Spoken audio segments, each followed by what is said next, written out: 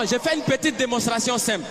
Quand le président passe, il y a gyrophare, il y a motard et puis il y a cortège. Quand on convoie les prisonniers, c'est la même chose. Il y a gyrophare, il y a motard et puis il y a cortège. Président, sa voiture est blindée. Prisonnier aussi, sa voiture est blindée. Président, quand il passe, il soulève les bras et puis il salue les gens. Prisonnier, quand il passe, regardez sur les cargos là, il y a des trous comme ça. On voit les bras, c'est qu'eux aussi, ils nous saluent. Président, il prête serment. Prisonnier aussi, il prête serment. Il dit, Jésus de dire la vérité, rien que la vérité. Président, il prête serment où? Au palais présidentiel. Prisonnier, il prête serment où? Au palais de justice. Chacun a son palais. Quand le président dort, on le surveille. Quand le prisonnier dort aussi, on le surveille. Président, il a sa garde spéciale qu'on appelle garde républicaine.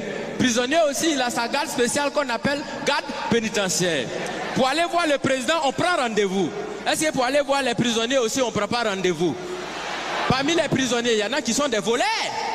Est-ce que parmi les présidents, bon, pas ceux qui sont vers chez nous ici, hein, au loin là-bas là. Est-ce qu'il n'y en a pas qui volent souvent l'argent du peuple?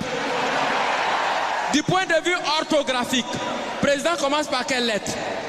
Président commence par quelle lettre? Prisonnier commence par quelle lettre?